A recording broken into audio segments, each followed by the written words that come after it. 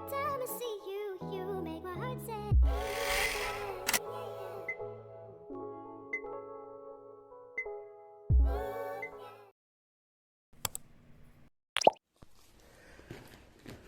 Hey guys, welcome to my channel and welcome to another video. I hope you guys have been having a good weekend so far. I cannot complain. It's definitely been better than this week because I had the headache of all headaches. I don't think my head has ever hurt that long and that bad. But anyway, guys, we are going to talk about Sherell Hodge.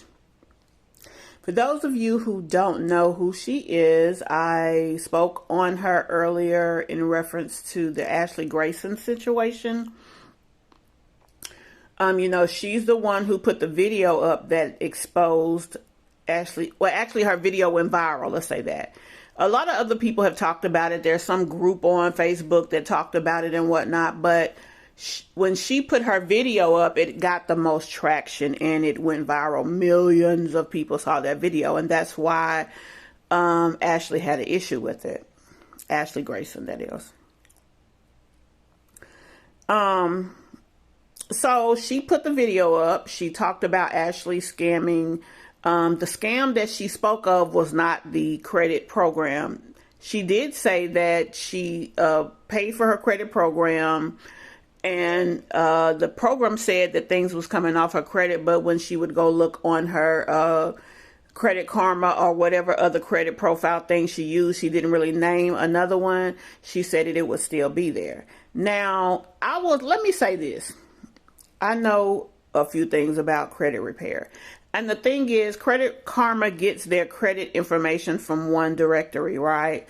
It may not be the most updated, and not only that, they use, I think, FICA 24 or something like that. There's different repositories even with credit. So depending on the credit platform that you use, you may look over here and see the information because they may not be as updated as over here, but it could actually be off your actual credit report.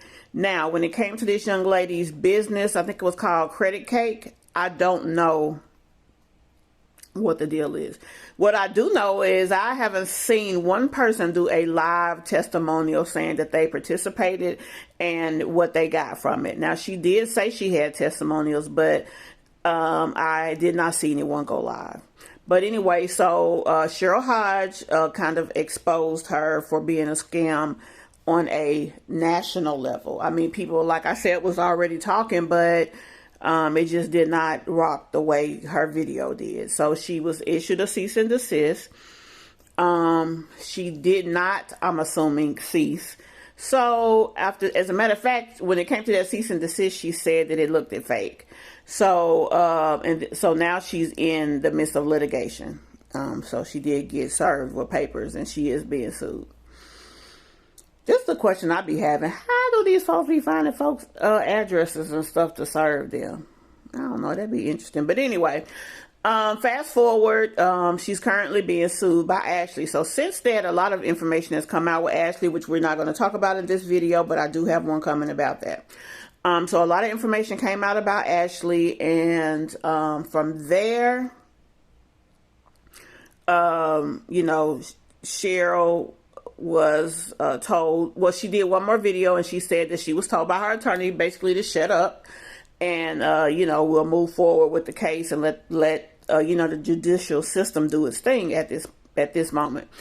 So fast forward to a couple of days ago, I saw a video. No, I saw a live with Joe Baker.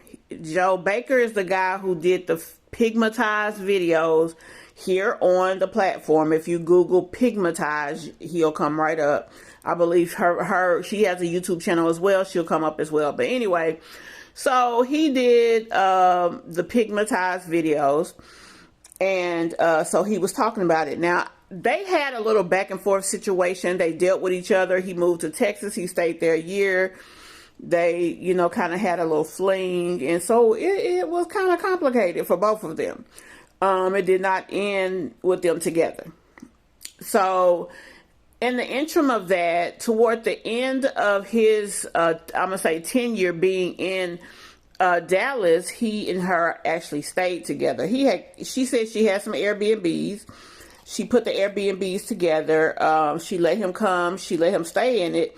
And the agreement was he could stay as long as he wanted, as long as he paid the rent, on it, pay the cost of it, which he did, according to his statements.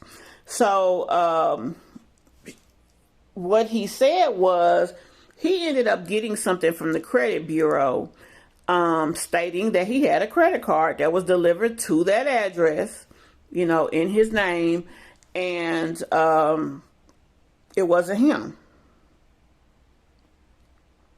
Now, when he finally left Dallas and went back to, I think he's from Tennessee or I think it's Tennessee, he left her there in the apartment because whatever apartment that she had at the time, she lost it or something. She lost it, or either she lost the one before that. But anyway, that was in another guy's name anyway, and she, for whatever reason, couldn't stay there anymore. So since obviously that apartment had her name on it, he was like, well, I mean, you ain't got nowhere to go. You can't sleep in your car. Come here. So although he, I think, was feeling like their situation was kind of getting out of hand, like I really didn't come down here to be trying to be in no relationship, I did fall for the girl, but it's just too much I've seen that I'm not okay with, especially because she was one of several that got in trouble with the PPP money. And his whole thing when he came down there, he was always very nosy, always very inquisitive because he'd been to prison. And his thing was, if anything is going on around me that I don't know about and it's illegal, I'm just going back to prison. Like, they're going to look at me like, okay, and that's how they do. When a person has a record, that's the first thing they do. When they think you did something wrong, they look for your record. And if they see something there, see, he's already been in trouble before, blah, blah, blah. Yeah, he did it. And that's kind of how it goes, especially with people of color. So, anyway, he apparently says that she got credit in his name, which is basically fraudulent. And he did not give her permission, nor was he aware that she was doing it. And he did not find out until it got to the point of them basically, hey, give us our money or we're going to sue you. So this is a whole second round bout with them two. They kind of don't get along right now, especially because Sherell feels that he was, dishonorable to her and whatever, but he did accuse her of getting a credit card in his name. So my thing is, why do people try to expose other people when they may have dirt of their own that they need to kind of be mindful of? Like, if you know that you have a past, like all of us have a past, but I just find it interesting that she is exposing somebody a fraud when over here she allegedly committed the same thing. And that's my question. What do you guys think about that? Now, she supposedly got cards in his name. Now, he did not show the card. Obviously, I guess he wouldn't because he never had it. But he was contacted by some kind of legal somebody, and that's what they were saying. And so when he went and inquired about it, it was delivered to that address where she was staying at, and it was used. So, I guess she knows all of his information because they stayed in the same house, But what do y'all think about that? I mean, that doesn't make it right what Ashley did, but still, what do y'all think? Tell me what y'all think below. And we're going to talk about this one in the comments, because I just find it interesting if she did commit this act, that she would then go and turn around and blast somebody else. And then it's like, I never understood, although I'm glad she did I don't know if I'm glad she did what she did or not, because baby, old girl was finna put a hit out on her, which I'm sure y'all know about that too.